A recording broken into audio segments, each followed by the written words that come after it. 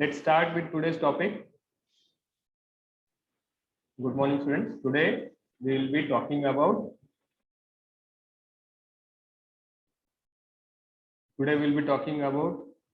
the health sector, economics, and social security schemes. Okay. Can you see my presentation?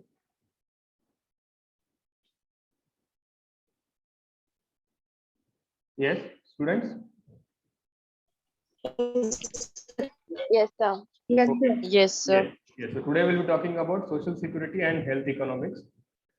Okay. So with that background, social security is defined as security that society furnishes through appropriate organization against certain risks to which its members are exposed. Okay. The risks covered in social security are sickness, invalidity, maternity, old age, and death. The social security for industrial workers. The following legislations cover the social security measures. First is Workmen's Compensation Act, which was started since British rule 1923 and Central Maternity Benefit of 1961. The Workmen's Compensation Act aims to provide workmen and or their dependents some relief in case of accidents arising out of and in the course of employment and causing either death or disability.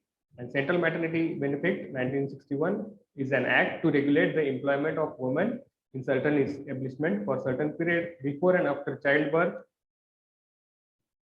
and to provide for maternity benefits and certain other benefits. Now, social security for industrial workers is given through Family Pension Scheme 1971. By this scheme, it has been done that the existing members' accounts are diverted to Employees Provident Fund Organization. And then we have Employees State Insurance Act of 1948, or short form is ESI Act 1948, where the act provides for medical care in cash and kind.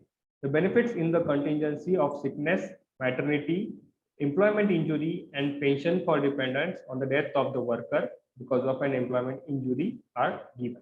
The act covers employees drawing wages not exceeding 10,000 per month.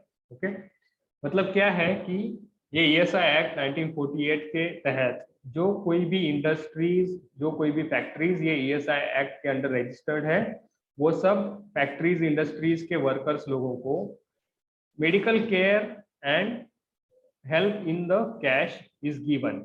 कब कब medical care देता है? जब कोई उनको disease होता है, जब कोई इंडस्ट्रियल एक्सीडेंट होता है, जब कोई डेथ होता है, या फिर जब कोई फीमेल वर्कर प्रेग्नेंट होती है. ओके, तो इन सब चीजों के लिए ये ESI एक्ट के थ्रू हम उनको मेडिकल केयर देते हैं या फिर ट्रीटमेंट देते हैं या फिर even compensation by money, giving them money, पैसे देके उनको कंपेंसेशन देते हैं. Social security for civil servants. The employees of central and state governments have pension, gratuity, provident fund, and family pension schemes. The gratuity is a lump sum amount that the employer pays you when you retire or resign from the organization. The gratuity payment is governed by Payment of Gratuity Act 1971.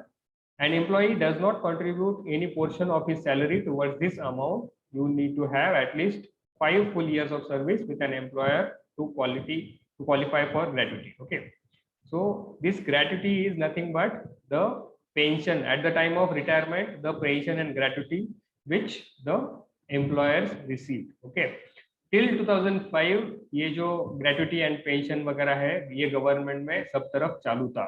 जिनका selection 2005 से पहले है उन लोगों तक ये gratuity amount and pension amount was working.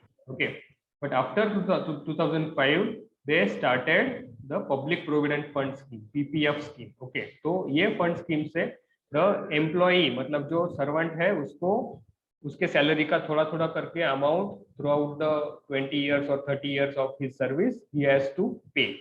तो उसका थोड़ा पार्ट, फिर एम्प्लॉयर का थोड़ा पार्ट और गवर्नमेंट का मेजर पार्ट, इतना सब अमाउंट बना के उसका फाइनल जो रिटायरमेंट के टाइम पे जो पैसे मिलते हैं, that is the public provident fund that person gets. Okay, now what are the social security for civil servants? Pension is a steady income given to a person usually after retirement. Pensions are typically payments made in the form of guaranteed annuity to a retired or disabled employee. Okay, And Department of Pension and Pensioners Welfare is the nodal department for formulation of policies relating to pension and other retirement benefits for central government employees under the rules of 1972. Now, Provident Fund, Employees Provident Fund organization runs under the Ministry of Labor, Government of India. It is according to the Employees Provident Fund Scheme 1952. It takes care of following needs of its members. First is the retirement, second is medical care, third is housing, fourth is family obligations, fifth is education of children, and sixth is financing of insurance policies. It provides contributory fund for future of an employee after his retirement or for his dependents in case of his early death. For general public, the risk of death, accident and fire are covered by the insurance schemes. The insurance is a form of risk management primarily used to hedge against the risk of contingent loss. Types of insurance that we have are health insurance, disability insurance, life insurance, property insurance, and credit insurance. The credit insurance pays some or all of a loan back when certain things happen to the borrower, unemployment, disability, or death. The economic levels, we need economic data primarily due to the following reasons: to analyze the health of a nation, to compare the performance of the nation either with its previous performance or with the other nations. The data helps the government to bring reforms in their existing policies. The Central Statistical Organization, CSO, Ministry of Statistics and Program Implementation, gives us key data related to nation. The economic instruments which are used to measure the economic status of country are gross national product income or GNP or GNI. Is made up of GDP, that is gross domestic product, plus the net income earned from investments abroad. Okay, so this gross domestic product, GDP of any country, is very important. Okay, so what is GDP or gross domestic product? Is a measure of economic performance, that is measurable national income. It is the total value of all goods and services produced within a country during a given year. Okay, मतलब एक particular year में, से for example 2022, what is the total value of all the goods and services produced. Okay, so what is mean by goods and services produced? For example, we have a car factory. Okay, Maruti Suzuki car factory. So how many total number of cars are produced in that industry, and what is the value of each car, and in such way what is the total value of all the cars produced from that factory, car factory Maruti Suzuki, throughout the year. Okay, so ये हो गया value of goods. What are the value of services provided? मतलब समझो एक hotel है, restaurant है, तो उसमें food service and catering service provide करता है. Okay, say for example Taj hotel, तो ताज होटल में रेसिडेंशियल सर्विसेज मतलब रूम्स देते हैं रेसिडेंट्स के लिए, जो विजिटर्स हैं उनके लिए, मुंबई में या फिर दिल्ली में, वेरेवर ताज होटल्स भी है, and they provide food for the visiting people to their restaurant. Okay, तो थ्रू आउट द ईयर कितने रूम्स गए, कितने लोगों को खाना खिलाया, और वो सब सर्विसेज का टोटल प्राइस कितना था. So this is just for example Maruti Suzuki car factory and Taj Hotel.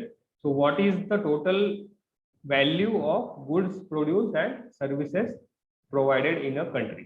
Okay, within a country during a given year. To avoid counting the same output more than once, GDP includes only final goods and services, not those which are used to make another product. For example, GDP would not include the wheat which is used to make bread. Only we consider the bread, the final product itself. Okay, so what is net national product? It is gross national product minus the capital consumed due to the depreciation, that is equipment, machinery, etc. Net domestic product is gross domestic product minus the capital consumed due to the depreciation.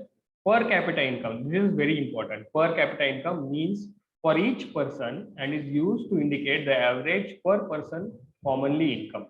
It is an index to measure the standard of living of the people. Okay, so it is a general instrument. It doesn't mean that all the people in the country are having this standard. Okay, say for example, एक village है जहाँ पे 100 लोग रहते हैं. Okay, तो 100 लोग में से कोई लोग जो है वो महीने का 1 लाख रुपए कमाते हैं, कोई 10 लोग जो है महीने का 50,000 कमाते हैं, कोई 10 लोग है वो महीने का 2,000 रुपए कमाते हैं। ओके, तो at the end of the year या फिर at the end of the month, अगर ये 100 लोगों ने 100 करोड़ रुपए कमाए, okay, say for example at the end of the year 100 लोगों ने 100 करोड़ रुपए कमाए, तो what is the per capita income per year of that village? It will be 1 crore per capita per year, 1 crore rupees per person per year. Okay, और ये जो है 1 crore rupees, ये हर एक इंडिविजुअल का इनकम है क्या? नहीं, ये ओनली फ्यू जो high class high earning member है उनका ही है। ओके, बाकी के जो मेंबर्स है उनका कम हो सकता है, but this is average. Okay, जब हम नेशनल लेवल पे ये अप्लाई करते हैं तो on an average per capita income is like on an average a country Indian person earns this much per year. Okay, so this per capita income helps us to see the economic status of a person. The gross domestic saving is current income minus current expenditure, and purchasing power parity PPP is the number of units of country's currency required to buy the same amount of goods and services in the domestic market as $1 would buy in USA. Okay, so PPP जो है that is the purchasing power of a country. So these are just some health economic terms and instruments used to measure the health status of a person. So what is health economics? Economics, given by Adam Smith, father of economics, defined economics as science which studies the nature and causes of national wealth. Okay, so the nature and causes of national wealth are studied by economics. Health economics is the discipline that determines the price and the quantity of limited financial and non-financial resources devoted to the care of the sick and promotion of health. Okay, so health economics is nothing but the price and the quantity of limited financial and non-financial resources. हमारे पास क्या sources है financial and non-financial which are limited and we have to provide them to the whole country. Okay, health economics covers the medical industry as a whole and extends to such fields as the economic analysis of the cost of diseases, benefits of health programs, and returns from investment in medical education, training, and research. Cost minimization, here only inputs are compared and outputs are considered to be equal, which is rarely so. The cost benefit in this type of analysis, all outputs are measured in monetary terms. Cost effectiveness, here a clinical output such as morbidity, mortality, reduction in blood pressure, quality of life, etc. are measured as a measure of effectiveness. Okay, and costly utility, this measure allocates a quality of life between 1 for perfect health and 0 for death and combines quantity and quality of life to derive the quality adjusted for life. Okay.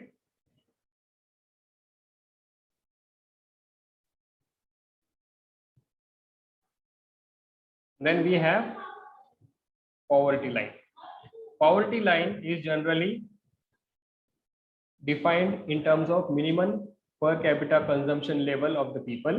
As per the definition given by Planning Commission, this level is caloric intake of people. Okay, so poverty line. Thus, poverty line refers to the cutoff point of income below which people are not able to purchase food sufficient to provide 2,400 kilocalorie per head per day in rural areas and 2,100 kilocalorie per head per day in urban areas. This expenditure is officially estimated at rupees 230 per capita per month in rural areas and 264 in urban areas in at 1993-94 prices. Okay, मतलब क्या है? Poverty line किसे बोलेंगे कि ये 2,400 kilo calorie पर head per day भी afford नहीं कर सकते हैं, मतलब 2 वक्त की रोटी ये लोग अफोर्ड नहीं कर सकते हैं, उनको बोलेंगे below poverty line. Okay, so in general common terms, below poverty line BPL people are those who cannot afford 2 वक्त का खाना. ओके, जो फैमिलीज में 2 वक्त का खाना अफोर्ड नहीं कर सकते हैं उनको हम बिलो पॉवर्टी लाइन बोलते हैं. Poverty is most obvious problem in India, accounting to about 28% population of the country living below the poverty line.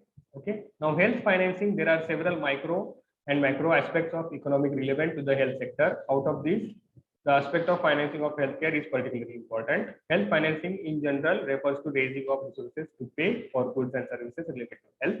A broad categorization of sources for healthcare financing are public resources, that is government sources, private sources including non-government, corporate and private bodies, external corporation or aid through international organizations, individual or household expenditure, and mixed sources.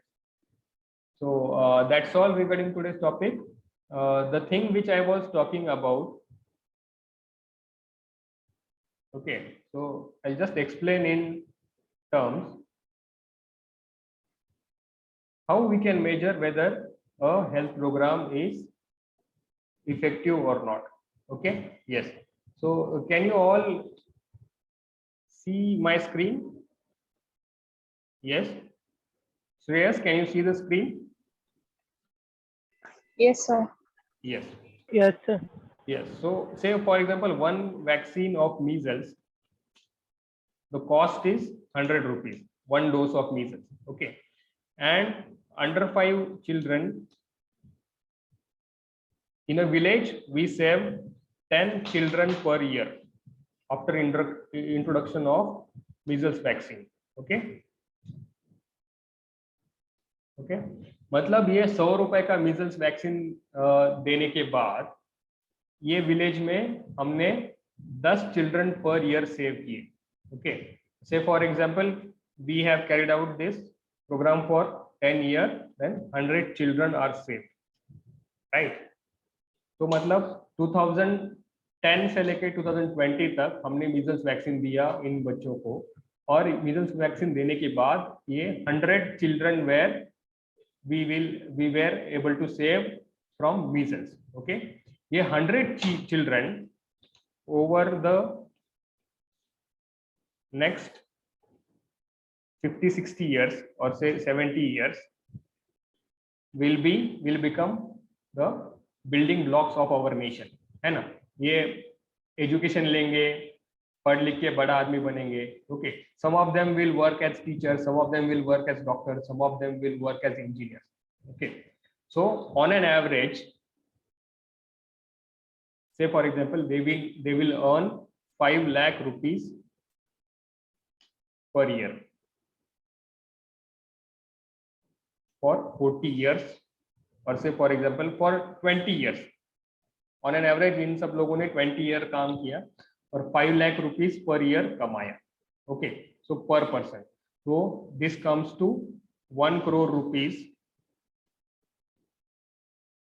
per person for this 20 years. Okay, और ये 1 crore rupees per person है, मतलब country को कितना हुआ into 100, that means 100 crore rupees just for 20 years. Okay, तो इसका मतलब है one vaccine of measles which costed 100 rupees, ये हमने 100 लोगों को दिया, तो कितना रुपीस हो गया इसका? Yes, Payal, 100 into 100 is how much? 10,000. Okay, so from 2010 to 2020 हमने 10,000 रुपीस स्पेंड किए measles वैक्सीन देने के लिए पूरे ये विलेजेस के बच्चों को. ये 10,000 रुपीस देने के वजह से हमने 100 children over the 10 years save किए, and these 100 children till the 70 years of their average lives, they earned around 5 lakh rupees per year for 20 years and 1 crore rupees per person throughout their lives, amounting to total 100 crore rupees. Okay, so this is the cost benefit of health programs, right? So always remember, whatever amount of money the government is putting into the health programs, and specifically to the care of pregnant ladies and children less than 5 years of age, they are the most cost effective measures taken up by the country. Okay, yes, so that's it about today's lecture. Are there any questions? Yes, students.